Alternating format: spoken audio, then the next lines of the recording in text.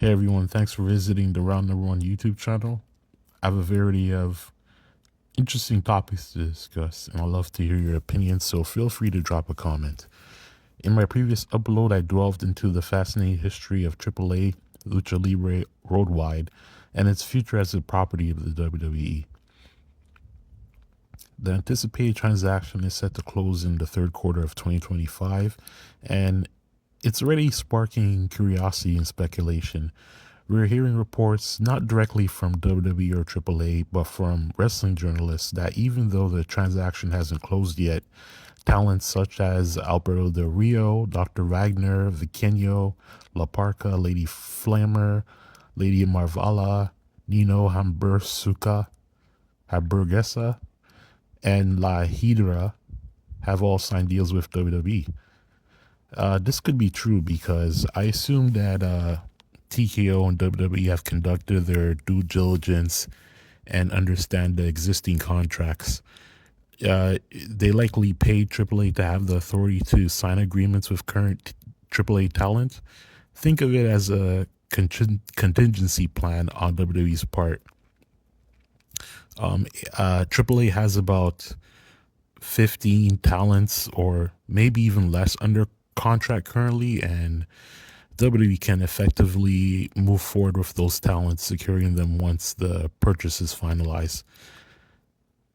If something unexpected occurs in the coming weeks that prevents the deal from going through, WWE would still have the talent secured. Of course, if Tony Khan was secretly aware of the deal, he could influence the situation by telling AAA talent that they don't have to sign new contracts with the WWE because he could offer them more to join AEW. So, WWE has already clarified their authority over AAA, so we shouldn't expect them to release detailed press statements announcing which AAA talent have agreed to sign with the WWE. I expect WWE to clarify, and hopefully somebody at the Backlash press show will have the courage to ask WWE about offering Pacific AAA talent a future with them. Triple H is probably anticipating how to minimize misunderstandings or backlash regarding Alberto Del Rio and Lady Hidra's signing with WWE.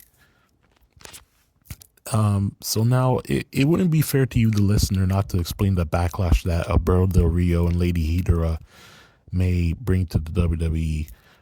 First, with Alberto Del Rio, he has faced serious allegations, including accusations of second-degree sexual assault and an aggravated kidnapping involving his girlfriend in May 2020.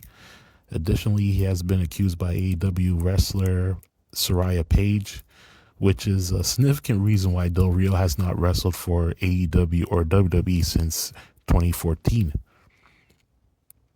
So when you hear Cody Rhodes' theme song, he starts off by saying wrestling has more than one royal family before the music kicks off. He's not only talking about his family, the Rhodes or the Reynolds. He's also talking about Del Rio, and Del Rio is part of a royal family. His father is the noted luchador Dos Caras, while his uncles are Mil Mascaras and Sodelico. His cousins are wrestlers, and his brother was signed to WWE or signed to NXT, same thing. While it's debatable how crucial Del Rio is to Mexican wrestling, AAA had plans to build the promotion around him. So, regardless of personal opinions about Del Rio, he plays a significant role in AAA as the current AAA mega champion and should be utilized to generate interest in this upcoming Worlds Collide PLE. Since WWE continues collaborating with high-profile figures such as Hulk Hogan and Stone Cold Steve Austin, I think they'll also engage with Del Rio. However, given that WWE has access to a plethora of other superstars and younger AAA talent, Del Rio might only be brought in for a short-term engagement to facilitate his dropping of the AAA Mega Championship before being released from AAA. Now, moving forward, Lady Hiedra was accused of acting on behalf of Stephanie Vaquer's ex-husband, El Cuatero, following charges of domestic violence against Vaquer. Filing a criminal complaint, Vaquer which led to El Cuatero's arrest. Allegedly, Lady Hiedra attempted to protect him from the domestic abuse accusations when they surfaced. In response to these actions, I shouldn't say alleged. It seems that a restraining order was issued against Lady Hiedra in Mexico. El Cuatero has since been released under strict conditions that prohibit him from contacting Vaquer, also wrestling. It's unclear how a restraining order in Mexico is enforced when both parties are outside the country. However, rumors suggest Roxanne and Julia, Stephanie Vaquer will also make her move to the main roster immediately following NXT Battleground in Tampa. This move is expected to create a separation barrier between Lady Hiedra and Vaquer, allowing Lady Hiedra to be featured in NXT. Roxanne and Julia are nearing the end of their NXT tenures as we approach the usual time for main roster call-ups. So in my opinion, Vaquer will likely drop the NXT Women's Championship to Jordynne Grace and move up to Monday Night Raw. As for the men of NXT, it's tricky to predict who will be called up, but Ethan Page appears ready. Ricky Starks, if he wants to be involved in WrestleMania 42 in his hometown, doesn't necessarily need to be called up soon. Instead, he might feud with somebody at next year's Royal Rumble that leads to his joining the main roster. However, Ricky Starks could still be called up. Obafemi is ready, and I've been thinking about that for a long time. Wesley is also prepared. Javon Evans is ready as well. Trick Williams is definitely ready, but as we've seen from NXT the past 2 weeks, he has a new rival in Joe Henry. Speaking of Joe Henry, rumors suggest that his WWE t-shirt is currently a top-selling merchandise item. Who would have thought a teenage talent would have merchandise on WWE shop in such high demand? I wasn't joking when I said Joe Henry is an honorary WWE superstar. Now, one aspect that hasn't received much attention is the partnership between Pro Wrestling Noah and WWE. This relationship resembles the current collaboration between TNA and WWE, although they're not worlds apart. Pro Wrestling Noah veteran and company VP Naomichi Marufuji was in the United States during WrestleMania week, where he likely discussed business with Shawn Michaels and probably Triple H as well. Marufuji also brought the GHC Heavyweight Championship for Shawn Michaels to pose with. I suspect this championship was taken to WWE for photo opportunities that will be used in future NXT programming.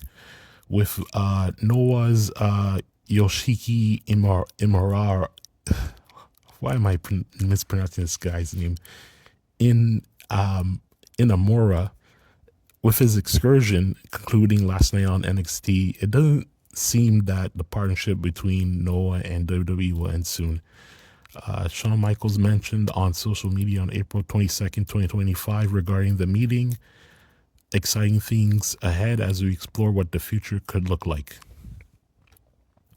Now, last weekend on his YouTube show, Don Tony discussed an interesting topic. He pointed out that the UFC holds significantly fewer events than WWE, yet generates an enormous revenue. As we approach the second anniversary of TKO Group, it's evident that WWE is also reducing the number of shows. It's important to note that WWE and UFC are two different brands, and running a UFC with a WWE schedule will harm its business and drain its talent.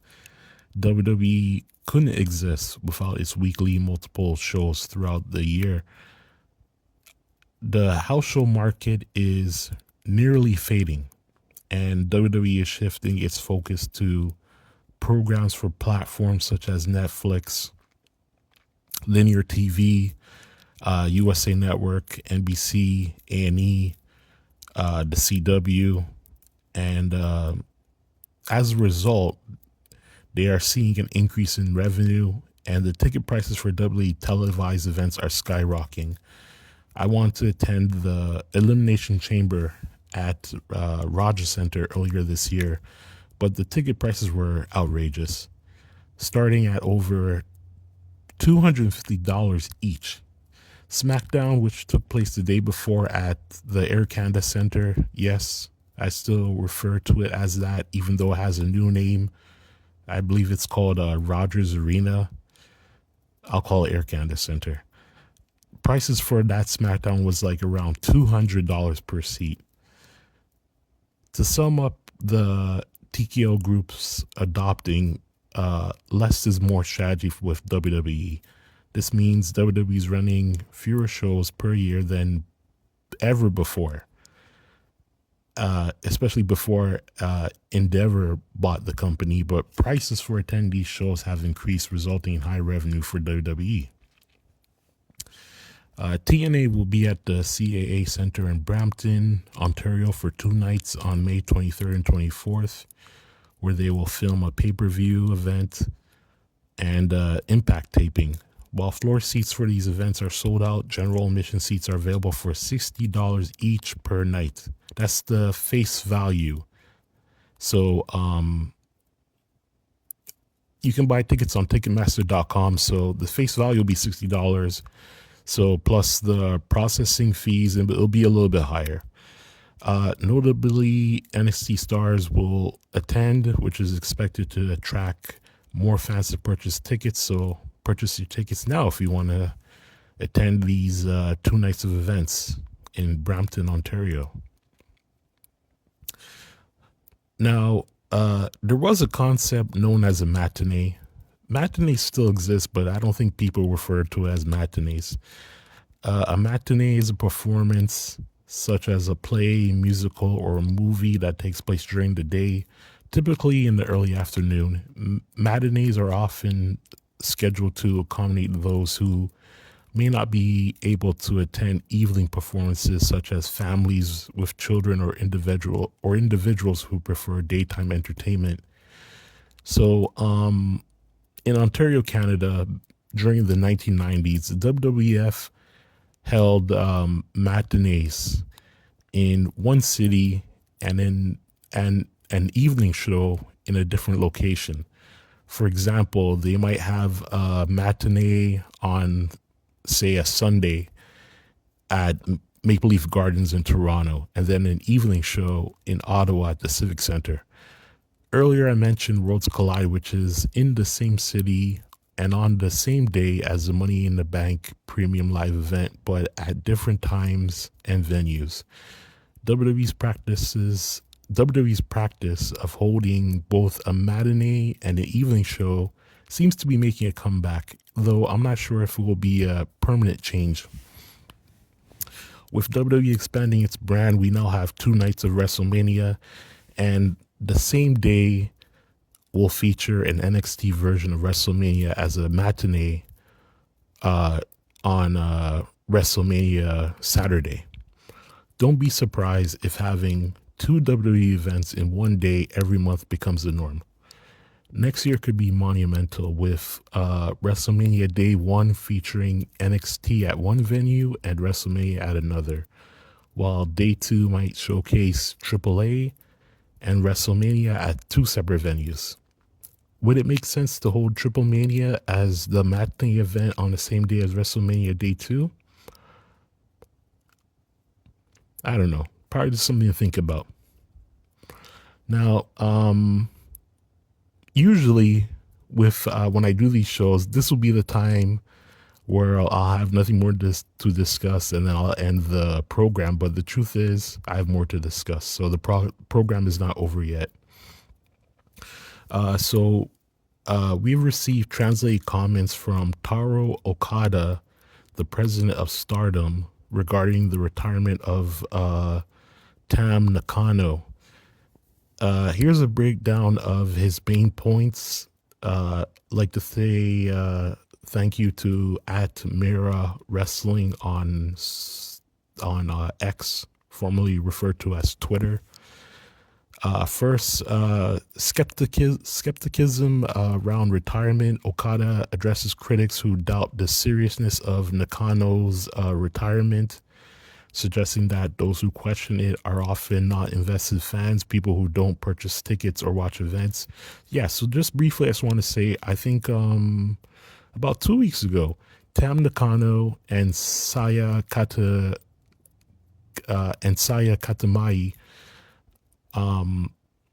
they had a championship match for the top belt at Stardom. Let's just call it the red belt.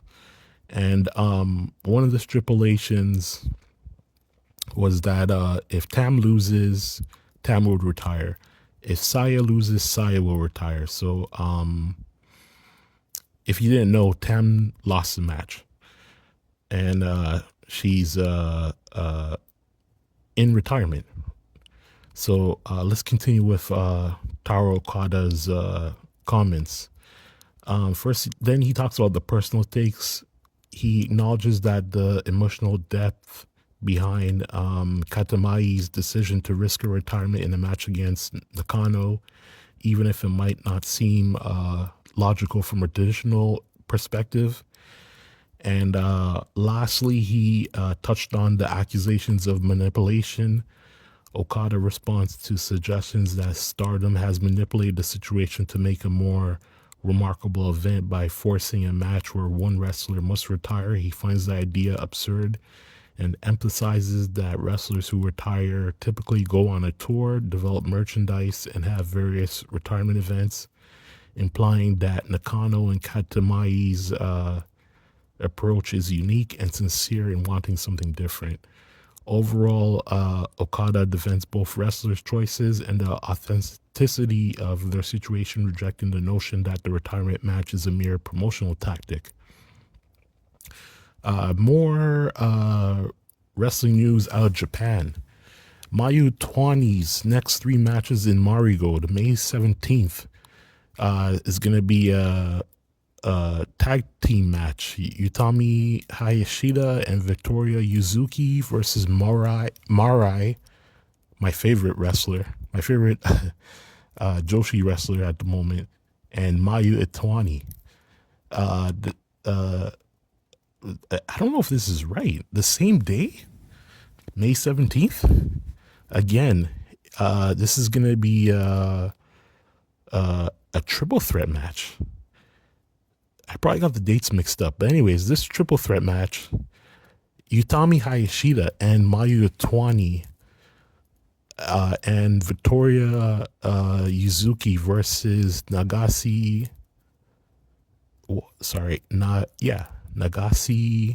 Nozaki, Shikai, and Gigaton. May 24th, Victoria Yuzuki versus Mayu Iwatani for the Super Flyweight Championship. Okay, moving on. During a recent discussion on Busted Open Radio, the WWE Hall of Famer named Mark Henry shared that Braun Strowman was the only release from the promotion that surprised him. A little backstory history. Mark Henry, among the people he brought to WWE, it includes... this is talking straight off the top of my head. The EST of WWE, Bianca Belair, he brought to WWE, and Braun Strowman was brought to WWE through Mark Henry, I believe. So Mark Henry had the following to say on Busted Open Radio. It's not an exact quote. He says the only surprising name was Braun Strowman because he had been performing so well. He shined, especially with his work leading up to WrestleMania with Jacob Fatu, and even before that with Bronson Reed. Every partnership and match he was involved in showcased his talent. However, it's important to realize that sometimes talent and performance aren't everything. Occasionally, individuals can be abrasive or get in their way.